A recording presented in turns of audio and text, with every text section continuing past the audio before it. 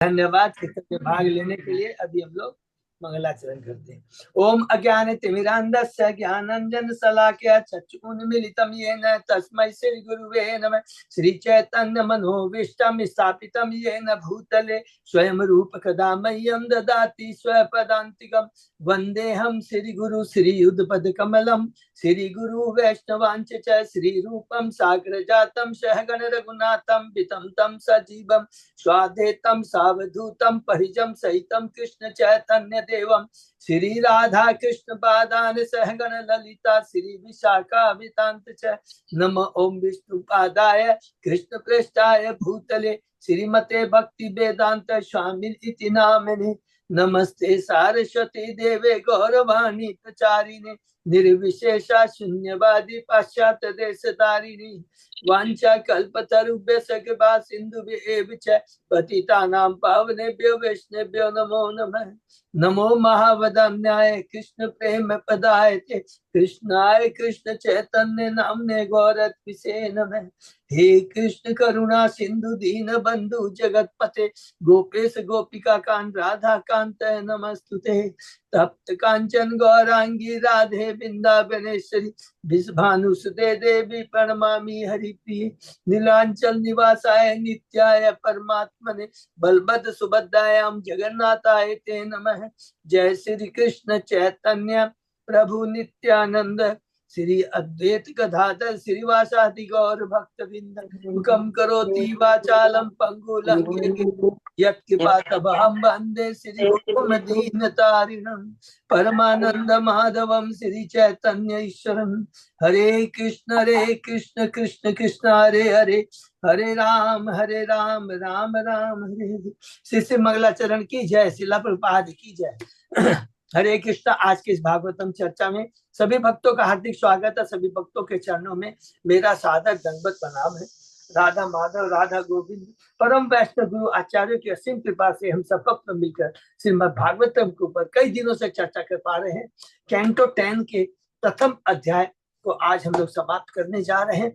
बहुत ही इसके अंदर में पूरा कैंटो 10 क्या है, भगवान का मुख मंडल है, जिसके अंदर में हमें भगवान की भक्ति, भगवान के भक्त, भगवान की भगवता, भागवतम पूरा का पूरा बहुत ही सुंदर डिटेल में सुखदेव गोस्वामी जी ने वर्णन किया है और हमें बताया परीक्षित महाराज के माध्यम से। शुरू होता है कैंटो 10 परीक्षित महाराज जी के प्रश्न से। कहते हैं कि आपने सूर्यवंश और चंद्रवंश का वंशों का तो बहुत डिटेल में वर्णन किया है, और अभी आपने कैंटो 9 में 24,000 केवल 2 श्लोक में पूरा कृष्ण के बारे में बता दिया है। नहीं, अब मुझे आप भगवान श्री कृष्ण के कार्यों का आदि से, उन कार्यों का, उनके चरित्र का आदि से अंत तक बहुत डिटेल में वर्णन कीजिए। भगवान का गुणगान, भगवान की महिमा को केवल वही लोग नहीं सुनना चाहते हैं जो कसाई, पशुघाती तथा आत्मघाती होते हैं। बहुत सुंदर कहते हैं, और कहते हैं कि वो भगवान जिन्होंने जो मेरे हमारे पितामह अर्जुन तथा अन्य को अपनी विशेष कृपा प्रदान की, जिसके चलते वे कुरुक्षेत्र के युद्ध को जीत पाए। इतना ही नहीं, स्वयं भगवान ने मेरी माता के गर्भ में प्रवेश कर करके अश्वत्थामा के ब्रह्मास्त्र से मुझे बचाया है। मुझे बताइए, भगवान शंकरसन बलराम कैसे माता देवी और फिर माता रोहिणी के घर में स्थानांतरित हुए? कृष्ण ने अपने पिता का घर छोड़कर वृंदावन क्यों गए? उन्होंने अपनी माता के भाई कंस को क्यों मारा? और इस प्रकार बहुत सारी डिटेल्स पेश करते हैं। उसके उत्तर में परीक्षित सुखदेव गोस्वामी जी शुरू करते हैं। कहते हैं कि एक बार माता पृथ्वी जब अधर्मी राजा के अत्याचार से बहुत ज्यादा दुखी हो जाती है, तब उस समय वो ब्रह्मा जी के पास जाते हैं, और ब्रह्मा जी सूर्य देवताओं को लेकर भगवान के पास में जाते हैं, और भगवान अपने आकाशवाणी में कहते हैं कि वो जल्द ही इस धरा पर चलेंगे और हम इस सभी देवताओं को भी यदुवंश में उनके पुत्र पौत्र के अंश के रूप में हमें अवतरित होना है।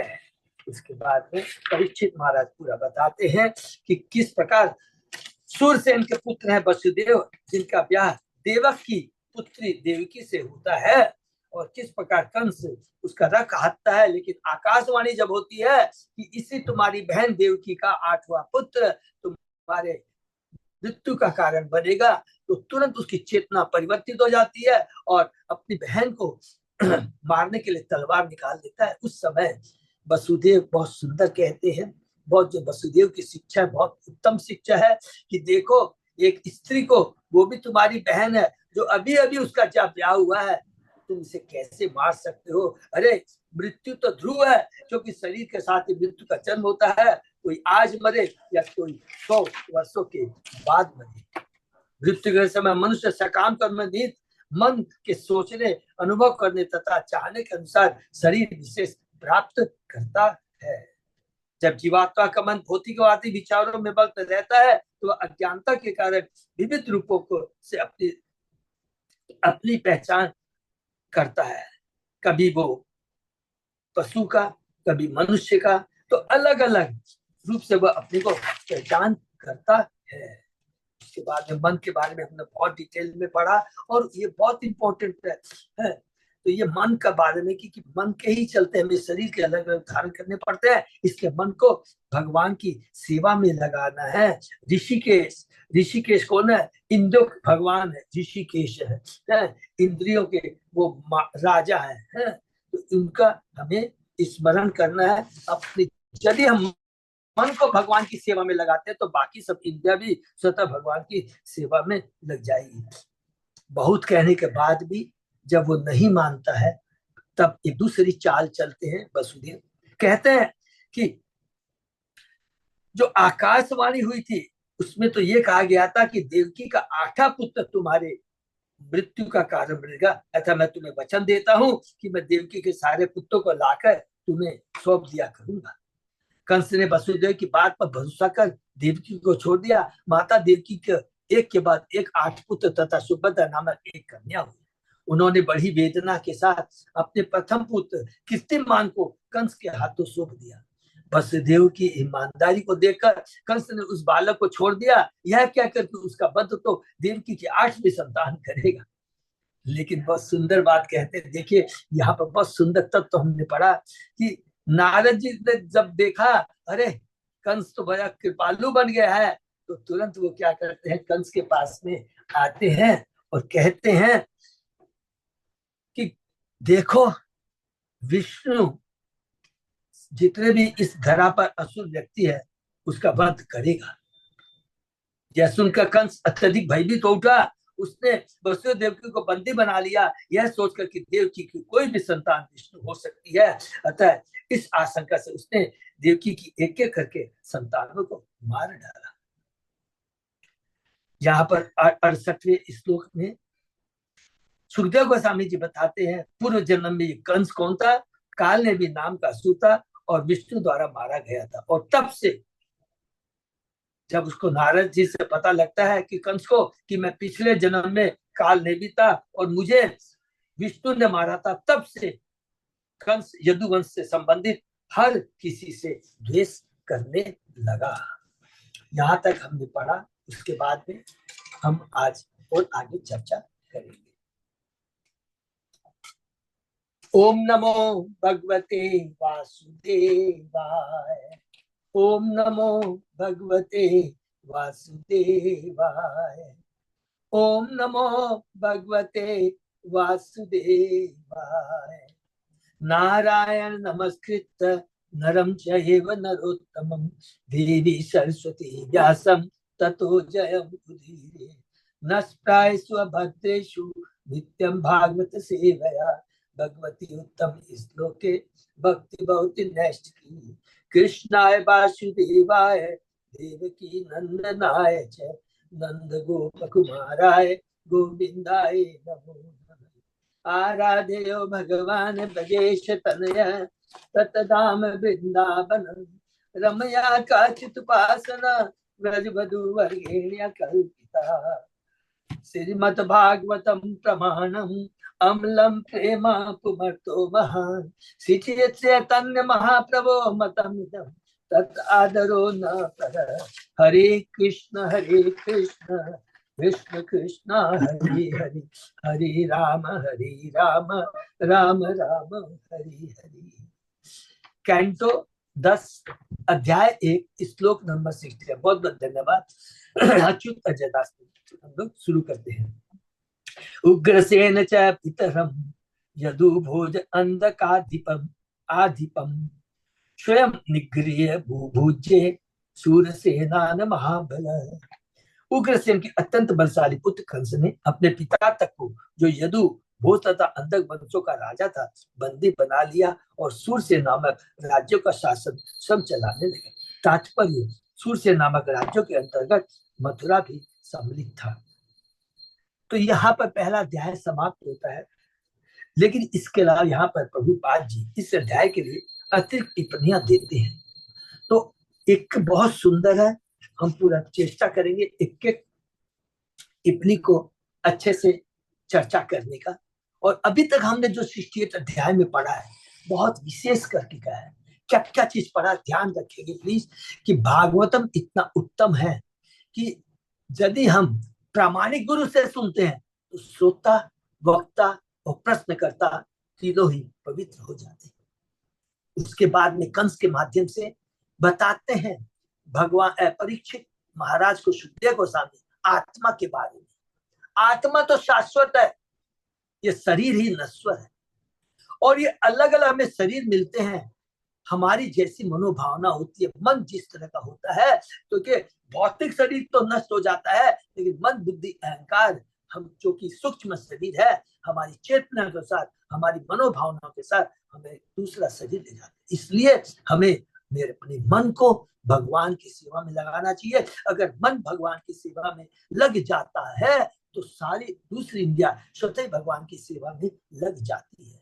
तो मन के बारे में पढ़ा, आत्मा के बारे में पढ़ा, और उसके बाद में आसुरी प्रवृत्ति के बारे में। जो असुर होते हैं उनका कोई, क्या बोलते हैं, धर्म नहीं होता, किसी समय वो पलटी खा सकते हैं, क्योंकि उनकी चेतना बहुत कलुषित होती है और तमोगुण से ग्रस्त होती है।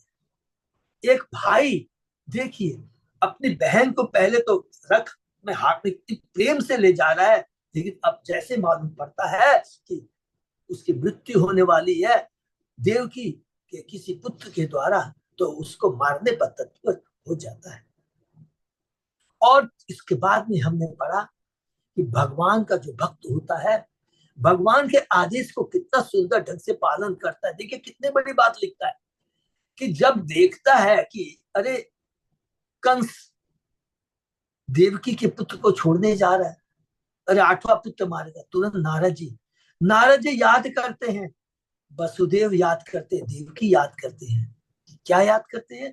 कि भगवान का आदेश किया है भगवान को, क्योंकि भगवान ने कहा था ब्रह्मा जी को, जब गए थे सब लोग क्षीर सागर में, कि मैं प्रकट होऊंगा सारे अंशों को लेकर, अपने सारे अंशों में लेकर के प्रकट होऊंगा। तो भगवान के वचन पूरे होते हैं, चाहे हम माने या नहीं माने, लेकिन हमारा कर्तव्य होता है कि भगवान ने जो आदेश दिया उसका पालन करना, ये बहुत इंपॉर्टेंट। इसलिए नारद तुरंत जाते कंस के पास, अरे तुमको मालूम है 8वीं संतान कौन सी होगी? अरे विष्णु, अब कोई भी विष्णु हो सकता है, 8 में कोई भी वध कर सकता है। उकसाते हैं, उकसाते हैं। उनको मालूम है कि शरीर तो नश्वर है, आत्मा शाश्वत कभी नहीं मरते हैं। और उसी चीज को लेकर वसुदेव और देवकी भी बहुत प्रसन्न हो जाते हैं, एक एक करके अपने पुत्र को देते हैं। और याद रखिए लिखा है कि बिना भी किसी आसक्ति के वो दे रहे हैं, क्योंकि उनका मन केंद्र कृष्ण में केंद्रित है, और वो इंतजार कर रहे हैं कि हमारी देव की माता और वसुदेव की कब कृष्ण हमारे पुत्र के रूप में प्रकट होंगे। अर्थात भक्त अपने भगवान के आदेश का पालन करने के लिए कुछ भी त्याग कर सकता है, ये हमने पढ़ा। और उसके बाद में एक चीज पढ़ा कि जो कुछ भी होता है हमें किसी को दोष नहीं देना है, ईर्ष्या नहीं करनी है। प्रारब्ध में जो लिखा है वो होना है, किसी को रोक नहीं सकता कोई। और कभी कभी हमें भगवान को प्रसन्न करने के लिए अगर कुछ कपट भी करना पड़े तो करना चाहिए, लेकिन वो कपट भगवान की तुष्टि के लिए, अपनी इंद्र तृप्ति के लिए कभी भी नहीं होना चाहिए। ये चीजें बहुत सुंदर हमने पढ़ी है। और उसके बाद इसके अलावा यहाँ पर प्रभुपाद जी हमें तात्पर्य में जो बता रहे हैं उसको हम लोग एक एक करके पढ़ रहे हैं। आत्मा के देहांत के विषय में श्री मध्वाचार्य ने निम्नलिखित टिप्पणियां दी है। जब मनुष्य जगा रहता है, देखिए देहांत के विषय में बहुत सुंदर है। हम सोचते हैं कि हम जगे हुए हैं। वास्तविक जगना, वास्तविक चेतना किसको कहते हैं, ये यहाँ पर हमको बताएंगे। आत्मा के देहांत के विषय में मध्वाचार्य ने निम्नलिखित टिप्पणियां दी है। जब मनुष्य जगा रहता है तो वह जो कुछ देखता है सुनता उसका अंकन मन पर होता रहता है, जो बाद में स्वप्न में भिन्न अनुभव दर्शाता है। यद्यपि स्वप्न में मनुष्य भिन्न शरीर में प्रकट सा होता है। उदाहरण, जब मनुष्य जगा रहता है तो वह कामकाज करता है और ग्राहकों से बातें करता है। उसे स्वप्न भी कई ग्राहकों से मिलता है, उनसे व्यापार की बातें करता है और चीजों के मूल्य बताते हैं। इसलिए मध्वाचार्य कहते हैं कि मनुष्य जो भी देखता, सुनता, स्मरण करता है उसी के हिसाब से स्वप्न देखता है। किंतु जब वह फिर जग जाता है तो स्वप्न के शरीर को भूल जाता है। यह विस्मरण अब स्मृति कहलाती है। इस तरह हम शरीर बदलते रहते हैं, क्योंकि कभी हम सपना देखते हैं तो कभी जगे रहते हैं और कभी भूल जाते हैं। अपने पूर्व सृजित शरीर की विस्मृति मृत्यु कहलाती है। हरि बोल। मृत्यु किसको कहते हैं कि इस नश्वर शरीर के माध्यम से, इस नश्वर शरीर के माध्यम से जो कुछ भी हम अपने मन के अंदर में स्थापित करते हैं उसके हिसाब से शरीर मिलेगा। लेकिन जब वो शरीर खत्म हो जाता है उसको हम लोग मृत्यु कहते हैं। अर्थात जो कुछ भी हमने इस शरीर में जो कुछ भी किया है वो हम भूल, दूसरा शरीर जब हमको मिलता है तो वो पुराने शरीर के थ्रू, उसके माध्यम से ने जो भी कार्य किए हमसे भूल जाते हैं। और वह भूलना ही वास्तविक, वही विस्मृति ही मृत्यु कहलाती है। और वर्तमान देह में किए जाने वाला कार्य जीवन कहलाता है। हरि बोल। और वर्तमान शरीर जीवन में जब तक हम इस भौतिक शरीर में हैं, जिस शरीर में है, तो हम कहते हैं हम जिंदा है, जीवित है, जीवन है। लेकिन जैसे ये शरीर खत्म हो जाता है, सारी विस्मृति, इस शरीर से संबंधित जो कार्य किए रहते हैं वो भूल जाते हैं, तो वो मृत्यु कहलाती है। मृत्यु के बाद कोई अपने पूर्व शरीर के कार्य को स्मरण नहीं रख सकता, चाहे वे काल्पनिक हो या वास्तविक। फिर दूसरा कहते हैं, उत्तेजित मन की उपमा क्षुब्ध जल से दी जाती है, जो सूर्य और चंद्रमा को प्रतिबिंबित करता है। वास्तव में जल में प्रतिबिंबित सूर्य और चंद्रमा का अस्तित्व नहीं रहता, फिर भी जल की गतियों के अनुसार उसका प्रतिबिंब पड़ता रहता है। उसी तरह जब हमारे मन विक्षुब्ध रहते हैं तो हम विभिन्न भौतिक परिवेशों में विचरण करते हैं, वो इस तरह के शरीर प्राप्त करते हैं। भगवद गीता में से गुण संग कहा गया है। कारणम गुण संगो अश्य। मध्वाचार्य का कहता है गुणानुपदर्शन। श्री चैतन्य महाप्रभु कहते हैं ब्रह्मांड भ्रमिते को तो भाग्यवान जी, जो ब्रह्मांड भर में चक्कर लगाता रहता है, कभी स्वर्ग लोक में तो कभी मध्य लोक तो कभी निम्न लोक, कभी मनुष्य रूप में तो कभी देवता, कुत्ता, विष आदि के रूप में। या मन की चंचलता के कारण, हरि बोल, इससे मन को स्थिर बनाना चाहिए। जैसा कि कहा गया है, सर्वे मन कृष्णा पदार बिंदे। अम्बरीश महाराज ने जैसा किया, मनुष्य को चाहिए कि वह कृष्ण के चरणों में मन को स्थिर करे, तब वह चंचलता से छुटकारा पा सकता है। माने चंचलता माने मन जो इधर उधर भागता है उससे छुटकारा पा सकता है। यह गरुड़ पुराण का उद्देश्य है और नारदी पुराण में भी यही बात दोहराई गई है। भगवद गीता में जानती देवता देवन कहा गया है। चंचल मन विभिन्न लोगों को चला जाता है क्योंकि वह भिन्न भिन्न देवताओं के प्रति अनुरक्त है, किंतु इन देवताओं की पूजा करके वह भगवत धाम नहीं जा सकता, क्योंकि किसी भी वैदिक साहित्य द्वारा इसकी पुष्टि नहीं होती। मनुष्य अपने भाग्य का निर्माता खुद होता है। इस मनुष्य जीवन में उसे यह सुविधा प्राप्त है कि वह अपनी वास्तविक स्थिति को समझे, क्योंकि मनुष्य होनी बहुत दुर्लभ है, और यह निर्धारित करे कि उसे ब्रह्मांड भर में निरंतर चक्कर लगाते रहना अथवा तब भगवधाम लौट जाना है। भगवद गीता में इसकी पुष्टि हुई है। अप्राप्य माम निवर्तन्ते मृत्यु संसार अवर्तनी। संयोग नाम की, तो मन के बारे में अभी हमने पढ़ा। मन बहुत इंपॉर्टेंट है, इसलिए मन को स्थिर करना है। और मन केवल भगवान गीता के 6वें अध्याय के में बार बार कह देते हैं 34वें 35 श्लोक, क्योंकि मन बहुत चंचल है, इसको केवल अभ्यास के द्वारा ही इसे हम अपने बस में कर सकते हैं। और अभ्यास क्या है? मन को भगवान की सेवा में लगाना, भगवान के नाम गुण लीलाओं का श्रवण कीर्तन में लगाना। सर्वोपाधि विनिर्मुक्तम तत्परते न निर्मलम। हाँ, याद आ गया, ये जो है ये नारद पंचरात्र से लिया गया है। ये श्लोक गोदावरी माता जी को नारद पंचरात्र से लिया गया है, जिसको चेतन महाप्रभु चेतन चैतन्य ने कोट किया था, और उसी को लेकर के रूप गोस्वामी ने भक्ति रसामृत सिंधु में व्यक्त किया, लेकिन दिया गया है ये नारद पंचरात्र से। तो नोट कर लेंगे सब लोग, याद है। नेक्स्ट, संयोग नाम की कोई वस्तु नहीं है। यदि दावाग्नि से कोई वृक्ष जल रहा हो और दूर से वृक्ष में आग लग जाए, किंतु पास का वृक्ष बच जाए, तो यह संयोग जैसा लगता है। उसी तरह मनुष्य को संयोग विभिन्न प्रकार के शरीर प्राप्त होते दिखते हैं, किंतु वास्तव में वे उसे ये शरीर मन के कारण प्राप्त होता है। मन जिधर जिधर का घूमता है, यह याद बहुत इंपॉर्टेंट है मन के बारे में। मन पूरा रिकॉर्ड कर लेता है, भले ही आप काम न करें, कोई भी चीज को देखते हैं, out of sight out of mind चलेगा, लेकिन जैसे एक बार देखते हैं उसकी छवि मन में बैठ जाती है, उसके बाद में मन सारी इंद्रियों को बोलता है चलो ये कार्य करना है। तो मन बहुत, और जब मन जिस कार्य को करने के लिए माने वो होता है, उकसता है, तब इंद्रिया वो कार्य करती है। जब हम वो कार्य करते हैं तो उस कार्य के अनुसार हमें शरीर मिलता है। तो मन ही अलग अलग शरीर प्राप्त करने का कारण है, किंतु वास्तव में से ये शरीर मन के कारण होते हैं। मन स्वीकृति और अस्वीकृति के बीच दोलायमान घूमता रहता है, डोलता रहता है, और मन द्वारा इस स्वीकृति अस्वीकृति अनुसार ही हमें विभिन्न प्रकार के शरीर प्राप्त होते हैं। यद्यपि ऊपर से ऐसा प्रतीत होता है कि संयोग वश ऐसा होता है। यदि हम इस संयोग सिद्धांत को मान भी ले तो शरीर परिवर्तन होने का तात्कालिक कारण मन की चंचलता होगी। इसलिए मन को बहुत इंपॉर्टेंट है, विशेष करके इस युग में हमें अपने मन को अगर वास्तव में सदुपयोग करना है तो सदैव हमेशा भक्तों का संग रखना है, भगवान के नाम तो भगवान के नाम रूप लीलाओं का श्रवण स्मरण करते रहना है। नेक्स्ट, अंश के संबंध में टिप्पणी। इस अध्याय में वर्णन हुआ है कृष्ण अंशेन अर्थात अपने अंशों के साथ या आंशिक अभिव्यक्ति के साथ प्रकट हुए।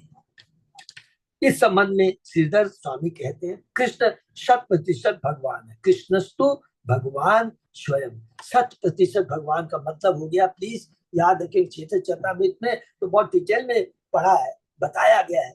कृष्णस्तु भगवान स्वयं, एते चांस कला पुरुष कृष्णस्तु भगवान। ईश्वर परम कृष्ण सच्चिदानंद अनादि आदि गोविंद सर्व कारण कारण वदंती तत्वदय तत्व जत ज्ञान अध्ययन।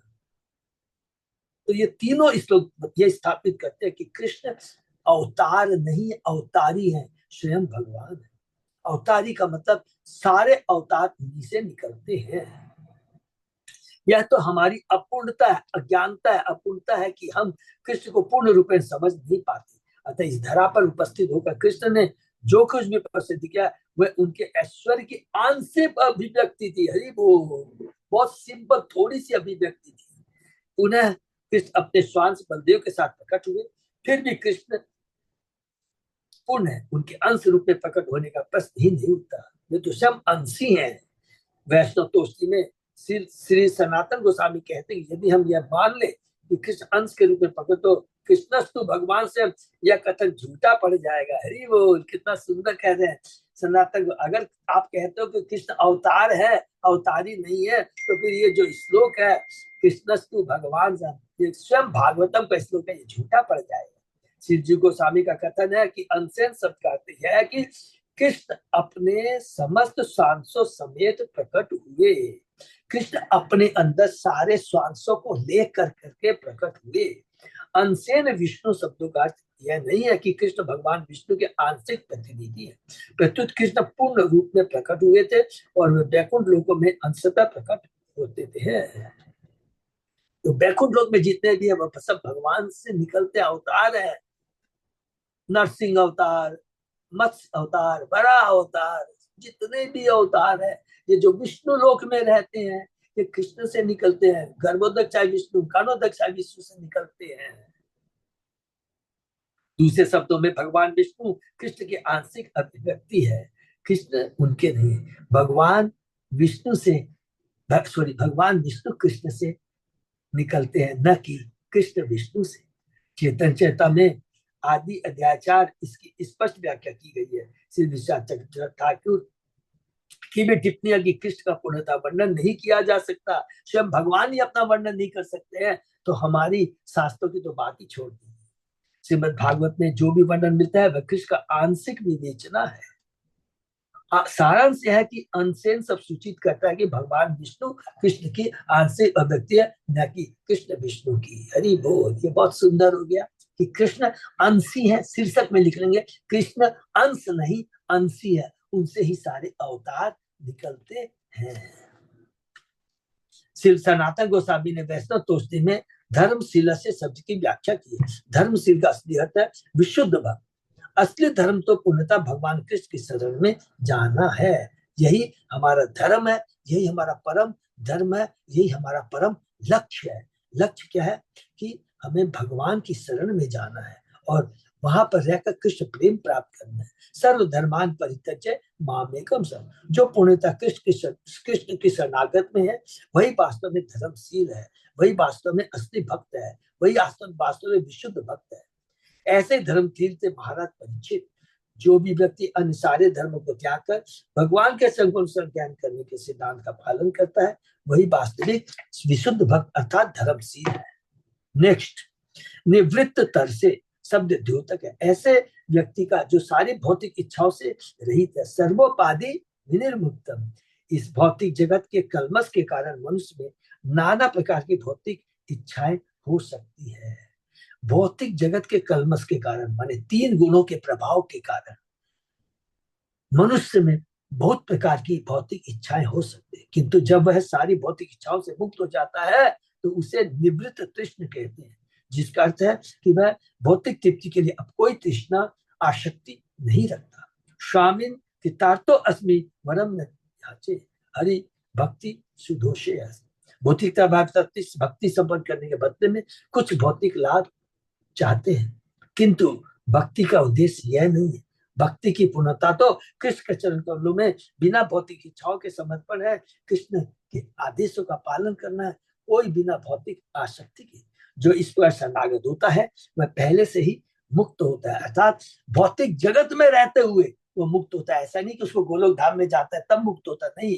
यदि भौतिक जगत में रहते हुए सारी भौतिक आसक्ति त्याग कर जो भी कार्य करता है भगवान की सेवा के, भगवान के आदेश का पालन करने के लिए रहता है, तो वो कर्म करते हुए भी कर्म नहीं करता है, उसके सारे कर्म अकर्म हो जाते हैं, मुक्त हो जाता है। जीवन मुक्त स उच्यते। जो व्यक्ति चाहे जिस स्थिति में क्यों न रहे, श्री कृष्ण की सेवा में लगा रहता है, वह इसी जीवन में मुक्त हुआ माना जाता है। ऐसा व्यक्ति शुद्ध भक्त होता है और उसे अपना शरीर बदलने की आवश्यकता नहीं होती। हरि बोल। यही भौतिक जीवन उसका अंतिम जीवन होता है। उसके बाद वो सीधा भगवान के धाम चला जाता है। निसंदेह उसका भौतिक शरीर रहता ही नहीं, क्योंकि सर पहले ही आध्यात्मिक बन चुका है। इसको भी प्लीज, बहुत इंपॉर्टेंट है। हम सोचते हैं भौतिक जगत में है, हमारा भौतिक शरीर है, तो उनका भी भौतिक, गुरु महाराज सबका भौतिक शरीर नहीं है। यहाँ देखो क्लियर लिखा है, पहले ही आध्यात्मिक बन चुका होता है। आग में रखा लोहे का डंडा अंततः आग बन जाता है और वह जिसे भी छूता है वह जल जाता है। उसी प्रकार जो परम भक्त परम वैष्णव की शरण में आता है वो भी क्या है, उसमें आध्यात्मिक गुण आ जाते हैं। वो जिस प्रकार लोहा को अग्नि में तपाया जाता है तो लोहा अग्नि बन जाता है, उसी प्रकार यदि भक्त हम गुरु के चरणों में शरणागत हो जाते हैं तो क्या होता है, हमारे में भी आध्यात्मिक शक्ति का प्रवाह हो जाता है। इसी प्रकार शुद्ध भक्त आध्यात्मिक जगत रूपी अग्नि में रहता है, तो उसका शरीर चिन्मय अर्थात आध्यात्मिक न कि भौतिक होता है, क्योंकि शुद्ध भक्त तो भगवान की दिव्य सेवा कर जाते, अन्य कोई इच्छा नहीं सताती। चतुर्थ श्लोक में उपगेयमानात् शब्द प्रयुक्त है। निवृत्त तरसे उपगेयमानात्। भला भक्त हुए बिना भगवान की महिमा का कीर्तन कौन करेगा। अतः निवृत्त तरसे शब्द भक्त का ही सूचक है और किसी का नहीं। वीर राघव आचार्य तथा विजय ध्वज जैसे आचार्यों का यही मत है। भक्ति के बजाय किसी और की इच्छा करना भौतिक इच्छाओं से मुक्ति को कम कर देना, किंतु जब कोई ऐसी सभी इच्छाओं से मुक्त हो जाता है तो वह निर्वृत्त तर से कहलाता है। तो निर्वृत्त तर से शुद्ध भक्त जो कि मुक्त है उसके बारे में हमने पढ़ा। नेक्स्ट, विष्णु पशु घना, पशु पशुघन, ये याद है ना? इसी अध्याय के चौथे अध्याय में खुद कहते हैं परीक्षित महाराज कि कौन भगवान की लीलाओं को सुनना नहीं चाहेगा? वही जो पशु घनात है, जो आत्मघाती है, वही सुनना नहीं चाहेगा, क्योंकि वो तो भगवान का अंश है, उसको तो केवल भगवान के बारे में सुनना है। पशु घन अर्थात पशु का वध करने वाले को कभी भी कृष्ण भक्ति प्राप्त नहीं हो सकता। इसलिए हमारे कृष्ण आंदोलन में पशु वध का पूर्ण निषेध है। उत्तम श्लोक गुणानुवाद है। उत्तम श्लोक आता है उत्तमों में सर्वश्रेष्ठ, भगवान सभी परिस्थितियों में उत्तम है, यह उनकी सहज ख्याति है, उनकी अच्छाई उत्तमता असीम है और वे इसका उपयोग असीमित रूप में करते हैं। कभी कभी भक्त को भी उत्तम श्लोक कहा जाता है, हरि बोल, जिसका अर्थ होता है कि वह भगवान या भगवान के भक्तों का गुणानुवाद करने के लिए उत्सुक रहता है, इसलिए उसको उत्तम श्लोक कहते हैं। भगवान का गुणानुवाद तथा भगवान के भक्तों का गुणानुवाद एक है, अथवा भक्त का गुणानुवाद भगवान के प्रत्यक्ष गुणानुवाद से भी अधिक महत्वपूर्ण है। हरि बोल। नरोत्तम दास ठाकुर ने इस तथ्य की व्याख्या की, क्षारीय वैष्णव सेवा निस्तार पाए थे केवल। कृष्ण भक्ति की सच्चे मन से सेवा के लिए बिना सेवा किए बिना मनुष्य भव जाल से मुक्त नहीं हो सकता और कोई दूसरा उपाय नहीं है। भव औषधात शब्द का अर्थ है विश्व औषधि से। नाम कीर्तन तथा भगवान का गुणानुवाद ये भौतिकतावादी जीवन के कष्टों की रामबाण औषधियां है। केवल हरि नाम। जो लोग इस भौतिक जगत से मुक्त होना चाहते हैं वे मुमुक्ष कहलाते हैं। ऐसे लोग भौतिकतावादी जीवन के कष्टों को समझते हैं और वे भगवान के कार्यकलाप का गुणानुवाद करके इन कष्टों से छुटकारा पा सकते, मुक्त हो सकते हैं। भगवान के नाम, यश, रूप, गुण तथा सात समान विषय दिव्य ध्वनियां भगवान से अभिन्न होती है। इसलिए भगवान के गुणानुवाद और नाम की ध्वनि कानों को सुहावनी लगती है और भक्त भगवान के नाम, रूप, गुण तथा गुण की परम प्रकृति को समझकर हर्षित होता है। यहाँ तक कि जो भक्त नहीं है वे भी भगवान के दिव्य कार्यकलापों की मोहक कथाओं का आनंद लेते हैं, क्योंकि ये आत्मा का भोजन है। जैसे ही वो सुनता है ये सीधा आत्मा का भोजन होता है और आत्मा आनंदित हो जाती है, इसीलिए वो हर्षित होता है। यहाँ तक कि जो भक्त नहीं है वे भी भगवान के की मोहक कथाओं का आनंद लेते हैं। यहाँ तक कि ऐसे सामान्य व्यक्ति जो कृष्ण भावना में बड़े चढ़े नहीं होते वे सिर्फ भागवत में अंकित कथाओं का वर्णन करने में आनंद प्राप्त करते हैं। जब कोई भौतिकतावादी व्यक्ति इस तरह से शुद्ध हो जाता है तो भगवान की महिमा सुनने और कीर्तन करने में लग जाता है। चूंकि भगवान की लीलाओं का गुणानुवाद भक्त के कानों तथा हृदय के लिए अत्यंत मोहक होता है, अतः यह विषय एवं विषय दोनों बन जाता है। इस जगत में तीन प्रकार के लोग थे, बहुत इंपॉर्टेंट है, मुक्त, मुमुक्ष तथा इंद्रिय भोग में। इन तीनों में से मुक्त लोग भगवान के नाम का कीर्तन तत्सेवन करते हैं, क्योंकि वे भी भली बातें जानते हैं कि केवल भगवान के उन्नत से ही दिव्य पद पर रहा जा सकता है। दूसरी प्रकार के लोग जो मुक्ति पाने का प्रयास करते हैं, भगवत नाम कीर्तन तथा समन को मुक्ति की विधि मानते हैं, अतः उन्हें भी इस कीर्तन से दिव्य आनंद मिलता है। जहां तक कर्मी तथा विषयी लोगों की बात है, वे भी भगवान की लीलाओं तथा कुरुक्षेत्र में भगवान द्वारा युद्ध करने तथा वृंदावन में गोपियों के साथ नृत्य को सुनने में आनंद ले सकते हैं। तो कर्मी है, ज्ञानी है और भक्त है, तीनों को आनंद मिलता है। लेकिन क्या है कि मुख्य जो मुक्ति का रास्ता खोजते हैं तो क्या होता है कि उसे ब्रह्म ज्योति में जाना पड़ता है। लेकिन जिसका लक्ष्य होता है भगवान के धाम जाना, तो भगवान की भक्ति करता है। उत्तम श्लोक गुणानुवाद है। शब्द भगवान के दिव्य गुणों का उद्योग है। यथा माता यशोदा तो ग्वालों के प्रति उनका स्नेह, तो गोपियों के प्रति प्रेम। हरि बोल। भगवान के भक्तों को भी उत्तम श्लोक गुणानुवाद की पदवी दी जाती है। यथा महाराज युधिष्ठिर को। अनुवाद शब्द भगवान या उनके भक्तों के गुणों के वर्णन का सूचक। जब इन गुणों का वर्णन किया जाता है तो अन्य भक्त भी उन्हें सुनने में रुचि दिखलाते हैं। जो इन दिव्य गुणों को सुनने में जितने अधिक रुचि लेता है उसे उतना ही आनंद प्राप्त होता है। इसलिए मुमुक्षु जो मुक्ति विमुक्तो तथा कमरियो, विमुक्त माने जो भगवान के भक्त है, जो और मुमुक्ष जो मोक्ष की प्राप्ति करते तथा कर्मियों से हर एक को भगवान के कीर्तन और श्रवण करके लाभान्वित होना चाहिए। कर्मी भी धीरे धीरे धीरे भगवान की सुनेगा तो भी भक्त बन जाएगा। हम लोग की भी तो यही दशा थी। यद्यपि भगवान के दिव्य गुणों की ध्वनि सबको समान रूप से लाभप्रद होती है, किंतु जो मुक्त है उन्हें विशेष रूप से हरि बोल।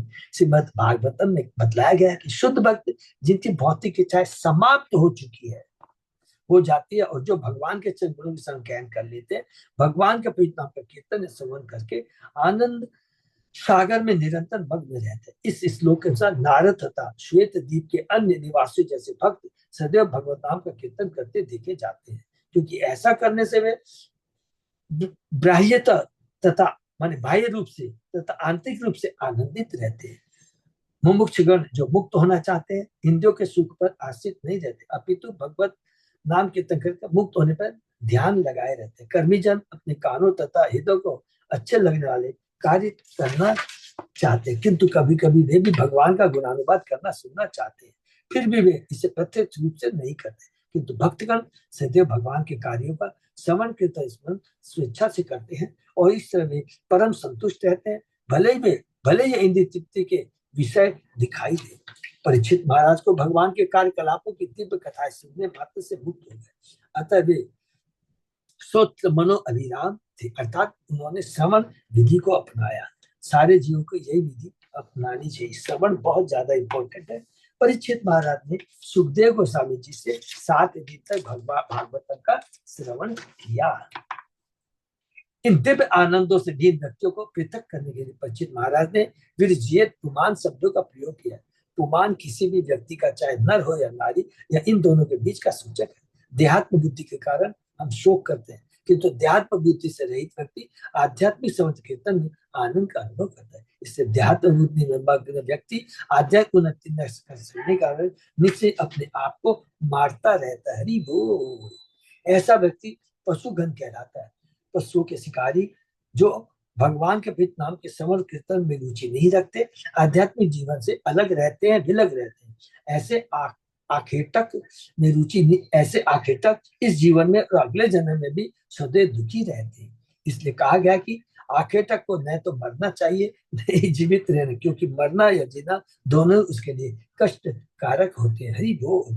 ये पशु आखेटक सामान्य कर्मियों से सर्वथा भिन्न होते हैं, इसलिए इन्हें श्रवण कीर्तन में सम्मिलित नहीं किया जाता। बिना पशु घना उन्हें भगवान नाम के कीर्तन समय कोई दिव्य आनंद नहीं रहता। पूरे तमोगुणी होते हैं, आसुरी प्रवृत्ति वाले होते हैं। हम लोगों ने जैसे जो मध्य श्रेणी का भक्त होता है ना, उसमें हमने पढ़ा है ना, याद रखें, वो अज्ञानियों पर करुणा करता है, लेकिन जो आसुर प्रवृत्ति होती है उनकी उपेक्षा करता है। तो बेचारे जो कर्मी होता है, हम जैसे कर्मी है, हम लोग ठीक है, हम लोग भगवान से इच्छा नहीं करते थे, हम लोग कर्मी करते थे कि जीवन में खाली पैसा कमाना, बड़ा बनना, पढ़ना, ये लक्ष्य है। लेकिन जैसे ही गुरु आचार्यों की कृपा हुई तो हमको समझ में आ गया, तो हमको भगवान को हमने एक्सेप्ट कर लिया। तो मध्यम श्रेणी के उसी तरह के लोगों को क्या करते हैं, प्रीच करते हैं। उन्हें भगवत कीर्तन समय कोई दीवाना नहीं मिलता। भारत शब्द उस महावीर का सूचक है जो 11 अन्य देवताओं से अकेले लड़ सकता। हरि बोल। श्लोक 5 में आया अतिरथ शब्द ऐसे व्यक्ति का सूचक है जो असंख्य योद्धाओं से लड़ सकता है। महाभारत में इसका वर्णन इस प्रकार हुआ है, एकादशो सहस्राणि योद्ध यद्यस्तु धन्विनाम अस्त्र शस्त्र प्रवीणस्य महारथ इति स्मृतः अमितान योद्धयद्यस्तु संप्रोक्तो अतिरथ शाह। सनातन गोस्वामी ने बृहद वैष्णव तोष्णी में यह विवरण दिया है। माया मनुष्य योग माया द्वारा आवृत होने के कारण नाहम प्रकाश सर्वस्व योग माया समर्थ। किसी कभी कभी माया मनुष्य कहलाते हैं। तो यह बतलाता है कि भगवान होते भी सामान्य मनुष्य की तरह प्रकट होते हैं। चूंकि जनता की दृष्टि पर योग माया का पर्दा पड़ा रहता, इसलिए भूल उत्पन्न होती है, भूल उत्पन्न होती है। यद्यपि भगवान सामान्य व्यक्ति के लिए उत्पन्न होते हैं, किंतु उनका पद सामान्य व्यक्ति से सरलता भिन्न होता है। वे सदैव दिव्य है। माया सब कभी दया तो कभी ज्ञान को सूचित करता है। भगवान संपूर्ण दिव्य ज्ञान से पूर्ण रहते हैं, अतएव मनुष्य की भांति कर्म करते हुए भी ज्ञान से पूर्ण भगवान होते हैं। बहुत इंपॉर्टेंट है कि भगवान के, इसमें ये श्लोक पढ़ लेंगे, जन्म कर्म चाहे मे दिव्य मेवम यो वेति तत्वतः तत्ता देहम पुनर्नयति माम वेदि। भगवान का जो जन्म होता है, जो कर्म होता है, बाहरी दृष्टि से दिखेगा वो हमेशा दिव्य होते हैं, लेकिन जो मूर्ख होते हैं अजानन्ति मामुना मानुषी तनुमाश्रितम, वो भगवान को साधारण व्यक्ति मान देते हैं। लेकिन भक्त जानता है क्योंकि भगवान के जो भी कार्य है वो दिव्य होते हैं, इसलिए भक्त पूरा ज्ञान से पूर्ण होता है। उनका मूल स्वरूप माया के अधीक्षक माया अध्यक्ष के रूप में होता है। इसलिए भगवान को एक सामान्य मनुष्य के भांति कार्य करने के कारण माया मनुष्य कहा जाता है। यद्यपि वे भौतिक और आध्यात्मिक दोनों शक्तियों के नियंता है, वही मालिक है, वही तो शक्तिमान है और सभी शक्ति के मालिक है। जीव शक्ति, प्रकृति शक्ति, जो कुछ भी है, योग माया, महामाया, कुछ भी आप गिन लीजिए शक्ति के बारे, सब क्या है, वो भगवान के ही नियंत्रण में, वही भगवान उसके नियंता है। भगवान पुरुषोत्तम है, किंतु योग माया द्वारा हमारे चले जाने के कारण सामान्य व्यक्ति की तरह प्रकट होते हैं। किंतु अंततोगत योग माया भक्त को भी प्रेरित करती है कि वह भगवान को पुरुषोत्तम रूप में समझे। भगवद गीता में भगवान के 2 कथन प्राप्त है, भक्तों के विषय में उनका कथन है, बहुत इंपॉर्टेंट है। 34 श्लोक की गीता का 3रा श्लोक, भक्तों के उनका कथन, तेषाम सत्युक्ता नाम भस्ताम प्रीति फलकम ददामी बुद्धि योगम ते येन मामु पयांति ते। जो लोग निरंतर मेरी भक्ति करते हैं और प्रेम पूर्वक मेरी पूजा करते हैं, उन्हें मैं बुद्धि प्रदान करता हूँ जिससे वह मेरे पास आ सके। भगवद गीता का 10वें अध्याय का इस चाहने वाले भक्त को भगवान बुद्धि देते हैं, चाहने वाले भक्त को भगवान बुद्धि देते हैं जिससे वह उन्हें समझ सके और भगवान वापस जा सके। अब भक्तों के लिए भगवान का कथन है, मृत्यु सर्वस्व साम हिंदी से मतलब मृत्यु सर्वस्व चाह, मैं सब कुछ हरण करने वाली अनिवार्य मृत्यु। पहला जैसा भक्त भगवान नरसिंह देव के कार्यकलापों में आनंद पाता है और प्रहलाद के फिर यह अभक्त भगवान नरसिंह के समय मृत्यु को प्राप्त होता है। तो भक्त की क्या दशा होती है और अभक्त की क्या दशा है, तो भगवान उसी तरह उसी हिसाब से उसे दंड देते हैं या कृपा प्रदान करते हैं। जो भक्ति करता है उस पर कृपा प्रदान करते हैं, जो उनकी भक्ति नहीं करता है उनको दंड प्रदान करते हैं। इसलिए भगवान 2 तरह से कार्य करते हैं, कुछ को तो वे जन्म मरण के चक्र में डाल देते हैं और कुछ को भगवदान वापस भेज देते हैं। हरि बोल। काल शब्द का अर्थ है काला, जो भगवान कृष्ण के रंग का सूचक है। भगवान कृष्ण तथा रामचंद्र दोनों श्याम रंग के दिखते हैं। वे अपने भक्तों को मुक्ति तथा दिव्य आनंद प्रदान करते हैं। भौतिक शरीर धारण करने वाले कुछ व्यक्ति कभी कभी इच्छा मृत्यु भोगते हैं। ऐसे व्यक्ति के लिए मृत्यु असंभव है क्योंकि कोई भी मरना नहीं चाहता। यद्यपि विष्णुदेव में शक्ति, किंतु भगवान की परम इच्छा से वे भगवान के साथ बड़ी आसानी से मर गए। ऐसे अनेक असुर भी हो चुके हैं जिन्हें मोक्ष की कोई आशा नहीं थी, फिर भी भगवान की परम इच्छा से कंस को मोक्ष मिला। हरि बोल। कंस ही नहीं, उतना को भी मोक्ष मिला और वह भगवान की माता के समान पद प्राप्त कर सके। इससे परीक्षित महाराज उन भगवान के विषय में सुनने के लिए अत्यधिक उत्सुक थे जो अपने अचिंत गुणों के द्वारा किसी को भी मुक्ति प्रदान कर सकते हैं। अपनी मृत्यु के निकट परीक्षित महाराज निश्चय अपनी मुक्ति के विषय में उत्सुक थे। जब भगवान जैसा महान मनुष्य अचिंत गुणों से संपन्न होकर सामान्य मनुष्य की तरह व्यवहार करता है तो उसका वह व्यवहार माया कहलाता है। इसलिए भगवान को माया मनुष्य कहा गया है। जैसे जीव गोस्वामी का मत है, मुंह सूचक है मुक्ति का और कु बुरे अर्थ में आता है। अतः मुकु भगवान का सूचक है जो मनुष्य को भौतिक संसार बुरी स्थिति से बचाता है। भगवान को मुकुंद इसलिए कहा जाता है क्योंकि वे भक्त को न केवल भौतिक संसार से बचाते हैं अपितु उसे सेवा में दिव्य प्रेम में आनंद प्रदान करते हैं। तो भगवान मुकुंद, मुकु और केशव। केशव निक्का का अर्थ है ब्रह्मा तथा इसका अर्थ है कि शिव जी। भगवान अपने दिव्य गुणों से ब्रह्मा तथा शिव दोनों का मन मोह लेते, इसलिए वे केशव कहलाते हैं। यह मत श्री सनातन गोस्वामी ने वैष्णव तौतिक टीका में व्यक्त किया है। इसको एक एक जगह नोट कर लेंगे, अलग अलग सब चीज पूरा बता रहे हैं।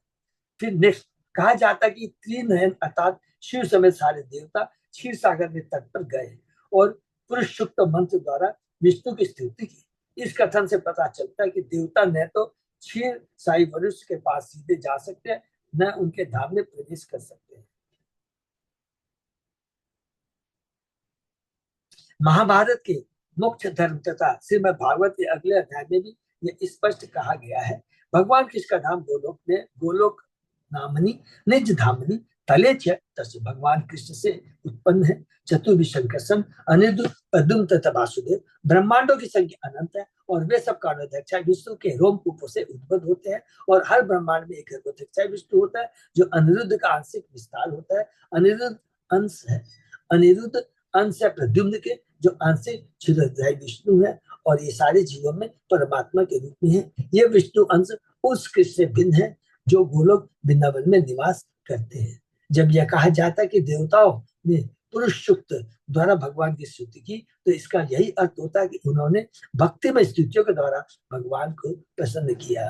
तो यहाँ पर जस्ट कोई अपने से प्रश्न करेगा ना तो खाली बहुत टेक्निकल वर्ड है, बस खाली एक सेंटेंस बोल दीजिएगा, सब क्लियर हो जाएगा कि देवता भी भगवान के धाम में प्रवेश नहीं कर सकते। बहुत सिंपल है, बहुत सिंपल है, क्योंकि देवता भी जीव तत्व है, वो भी उनका भौतिक शरीर होता है। भौतिक शरीर को लेकर आध्यात्मिक धाम में कैसे जा सकते हैं? बहुत सिंपल आपको जवाब देना, कुछ नहीं पा। भगवान के धाम जाने के लिए ये भौतिक शरीर छोड़ना पड़ेगा, भगवान की कृपा से आध्यात्मिक शरीर मिलेगा, तभी तो आध्यात्मिक धाम जा सकते हैं, और ज्यादा कुछ नहीं। ठीक है ना। वृषाकपि शब्द उस व्यक्ति का सूचक है जो अपने भक्त को हर तरह से तुष्ट करता है और उन्हें सारी भौतिक चिंताओं से मुक्त करता है। वृष यज्ञ जैसे धार्मिक कृत्यों का सूचक भगवान यज्ञ के बिना ही स्वर्ग के सारे भोग प्राप्त कर सकते हैं। हरि बोल। यह कथन कि पुरुषोत्तम या जगन्नाथ वसुदेव के घर में प्रकट होंगे भगवान को समान पुरुषों से विभेदित करता है। उनका कथन कि वे सब प्रकट हुए यह बतलाता है कि उन्होंने अपने अंश को नहीं भेजा। प्रियार्थम सब सूचित करता है कि वे रुक्मणी तथा राधा रानी को प्रसन्न करने के लिए प्रकट हुए। प्रिया का अर्थ सर्वाधिक प्रिय। श्री वीर राघव आचार्य ने अपनी टीका में श्लोक 23 के बाद निम्नलिखित अतिरिक्त श्लोक स्वीकार किया। ऋषियों अपि तत् आदेशात कल्पयन्ताम पशु रूपिणः पयोदान मुखेन अपि विष्णुं तर्पयितुं सुराः। हे देवताओं, बड़े बड़े मुनि तक विष्णु का आदेश पाकर भगवान को दूध देकर प्रसन्न करने के लिए गौ तथा बछड़ों के रूप में प्रकट हुए। रामानुजा कभी कभी बलदेव को शक्ता अवतार स्वीकार करते हैं, किंतु श्री जीव गोस्वामी ने बताया कि बलदेव कृष्ण के अंश है और बलदेव के भी अंश है शंकरसन। जबकि बलदेव संकर्षण अभिन्न है, किंतु बलदेव संकर्षण से उद्गम है। ये हम लोगों ने पूरा कृष्ण, कृष्ण से बलराम, बलराम से प्रथम चतुर्युग मूल संकर्षण हमने डिटेल में पढ़ा है। चेतन बहुत डिटेल बताया, इसलिए यह बताने के लिए कि बलदेव की स्वतंत्र सत्ता है स्वराट शब्द प्रयुक्त हुआ है।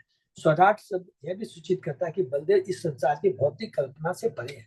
माया उन्हें आकृष्ट नहीं कर सकती क्योंकि वे पूर्ण स्वतंत्र है और वे कहीं भी अपनी आत्मशक्ति से प्रकट हो सकते हैं। माया विष्णु के अधीन है। चूंकि भौतिक शक्ति तथा योग माया माने भौतिक शक्ति महामाया तथा योग माया भगवान के प्राकट्य में धूल मिल जाती है, अतः उन्हें एकांशा कहा गया है। कभी कभी एकांशा का अर्थ बिना अंतर लगाया गया। शंकरसन तथा शेषनाग अभिन्न है, माने अलग अलग नहीं है।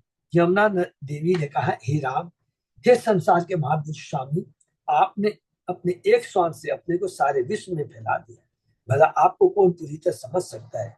इसलिए एकांशा शेषनाग का द्योतक है। दूसरे शब्द में बलदेव अपने अंश से सारे विश्व को धारण करते हैं। बलदेव अपने अंश से सारे विश्व को धारण करते हैं। और बलदेव कौन है? कृष्ण का प्रकाश है। कृष्ण और बलराम में कोई अंतर नहीं है। बलराम में भी 64 गुण होते हैं, कृष्ण में भी 64 गुण होते हैं। खाली फर्क क्या है, जो गुणों की जो मात्रा है 64 गुणों की कृष्ण में ज्यादा होती है।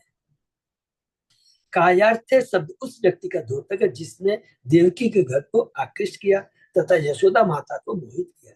ये लीलाएं परम हुई है। भगवान ने योग माया को, देखिए भगवान ने योग माया को आदेश दिया कि वह उनके संगियों को लीलाओं में और कंस जैसे असुर को मोहित करे। जैसा कि पहले कहा जा चुका, योग माया क्षमा दिशक, भगवान की सेवा करने के लिए योग माया महामाया के साथ प्रकट हुई। महामाया द्योतक है, यया संभोहितम जगत, जो सारे भौतिक जगत को मोहित करने वाली है, हम जैसे बद्ध जीवों को मोहित करती है महामाया।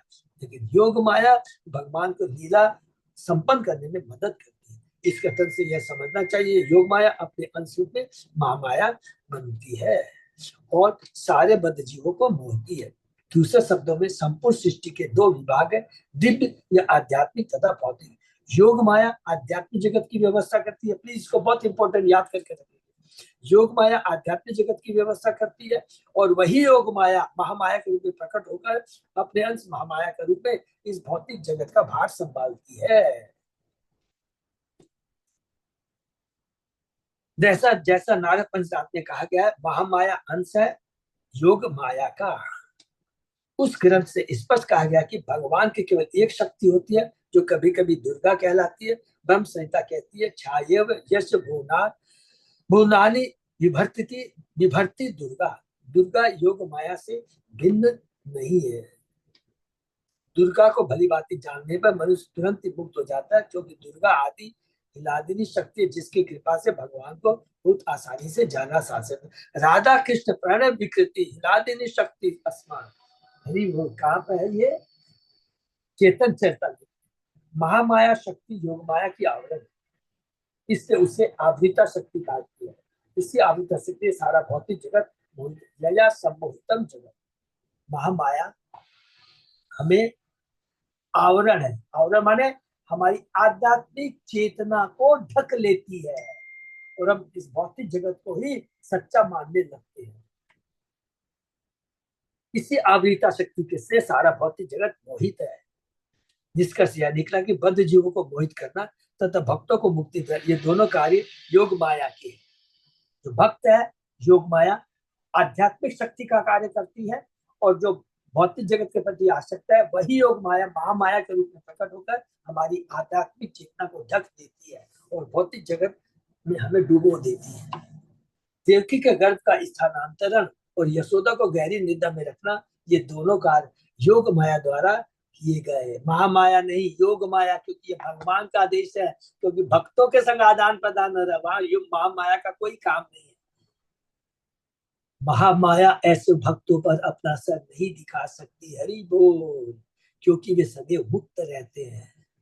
यद्यपि महामाया मुक्त आत्माओं या भगवान को अपने वश में नहीं कर सकती, किंतु कंस को मोहित किया है। योग माया का स्वयं को कृष्ण के सामने प्रस्तुत करना महामाया का कार्य था, योग माया का नहीं। योग माया कंस जैसे दूषित व्यक्ति को देख लिया, छू भी नहीं सकती, जाएगी नहीं बगल में, अपनी योग महामाया को भेज देगी। मार्कंड पुराण में चंडी नामक 11वें अध्याय में महामाया कहती है वैवस्वत मनु के काल में 28वें युग में, माने वैवस्वत मनु जो वर्तमान युग में चल रहा है, काल के 28वें युग में मैं यशोदा की पुत्री के रूप में जन्म लूंगी, हरि बोल, और विंध्याचल वासिनी के नाम से जानी जाऊंगी। इसको प्लीज नोट कर लेंगे। मार्कंड पुराण में लिखा है कि जब कृष्ण प्रकट होंगे वैवस्वत मुनि काल में, माने 6वें मनु काल में, ब्रह्मा जी के एक दिन में 14 मनु होते हैं, उसमें से एक है वैवस्वत मनु, और एक मनु जो 72 चतुर्युग तक 71 पात्र है, उस 71 में 1 2 3 करके आइए, जो 28वां चतुर्युग होता है उसमें कृष्ण आते हैं। इन दोनों मायाओं योग में महामाया का अंतर इस प्रकार बताया जाता है। गोपियों के साथ कृष्ण की रासलीला करना तथा गोपियों द्वारा अपने पतियों समुद्र से समृद्ध होना, ये सब योग माया के काम थे, जिसने माया का कोई प्रभाव नहीं था। परीक्षित महाराज जो कि श्रृंगी श्रृंगी जो जिसके गले पे सर्प डालते हैं, ये किसने करवाया था? महामाया की ताकत नहीं है, ये योग महाराज ने करवाया था। परीक्षित महाराज की बुद्धि को भ्रमित कर दिया कि अरे तुम भ्रमित होगे, तुमको शाप मिलेगा, तभी तो तुम सुखदेव गोस्वामी के पास जाओगे और तभी तो भागवतम सुनोगे और ये भागवतम का उत्पत्ति होगी। ये सब भगवान की योग माया का काम होता है। श्रीमद् भागवत में इसका पर्याप्त प्रमाण मिलता है, जब ये स्पष्ट कहा जाता है योग माया अनुपाशिता दूसरी ओर साल्व आदि असुर दुर्जन जैसे क्षत्रिय थे, वे कृष्ण के वाहन गरुड़ तथा उनके विश्व को देख कर भी भक्ति से भीन थे, और जो कृष्ण को भगवान के रूप में समझ नहीं पाए, यह भी मोह था, किंतु यह माया के कारण था। हरि बोल। अतः जो माया मनुष्य को भगवान से दूर खींच ले जाती है, वह जड़ माया, महामाया और दिव्य स्तर पर कार्य करने वाली माया योग माया है। जब नंद महाराज को वरुण ले गया तो उन्होंने कृष्ण का वैभव देखा, किंतु तो भी उन्हें अपना पुत्र ही समझा। योग माया आध्यात्मिक जगत में इस तरह का वास्तव योग माया का कार्य है, जड़ माया या महामाया का नहीं। श्री विश्वनाथ चक्रवर्ती ठाकुर का ऐसा मत है। हरे कृष्णा। अच्युत अजय दास प्रभु। हाँ प्रभु जी। तो यहीं पर विराम दे दें। हाँ टाइम लग जाएगा ऐसे तो। लग जाएगा, क्योंकि हो सकता है आराम से करेंगे कल। हाँ क्योंकि एक एक चीज बहुत अच्छा समझ है। हाँ तो आज हम लोग बहुत मतलब तत्व का बात है, मतलब इसको मतलब बहुत पूरा तत्व का बात प्रभु क्लियर समझ में आ जाता है। योग माया आध्यात्मिक जगत में कार्य करती है, आध्यात्मिक भक्तों के लिए कार्य करती है। महामाया हम बद्ध जीवों के लिए, भौतिक जगत के लोगों के लिए कार्य करती है। एक एक चीज पूरा समझे ना, तो अच्छे से हम लोग पढ़ेंगे, नोट करेंगे तो बहुत काम आएगा, क्योंकि ये तत्व का पूरा कैंटो 10 में प्रभुपाद जी ने स्पेशली इस पर बहुत जोर दिया है। हरे कृष्णा। हम लोग यहीं पर विराम देते हैं। तो हम लोग नोट भी कर सकते हैं, इस पॉइंट को नोट कर करके रख सकते हैं, तो काम आएगा याद। हरे कृष्णा। यहीं पे विराम देते हैं। किसी का कोई प्रश्न? हरे कृष्णा। अच्युत अजय दास प्रभु। हाँ प्रभु जी। प्रभु कुछ अनाउंसमेंट है? नहीं प्रभु, बस सब तो। प्रभु वो थोड़ा सा देखे कि मैं भी भूल गया देखना, वो जो क्या चीज? वेन्यू वेन्यू के बारे में। वेन्यू में आज जा रहा हूँ विजिट करने के लिए। अच्छा आप जा रहे हैं प्रभु? ओके हाँ ओके, हाँ। थैंक यू प्रभु। तो थोड़ा फिर मैं पोस्ट किसी को करना। रहेगा तो अपडेट कर दूंगा, ऐसे हाँ। मतलब वो अलीपुर जू के पास में है। और मतलब अपना अगर कोई मेट्रो टू से जाएंगे तो शायद हाजरा वाला जो जतिन दास पार्क मेट्रो से नियर अबाउट पड़ेगा, ऑटो वगैरह चलता है। फिर भी मैं आज पूरा निरीक्षण करके कल क्लास में अपडेट कर दूंगा क्या रूट हो सकता है जाने के लिए।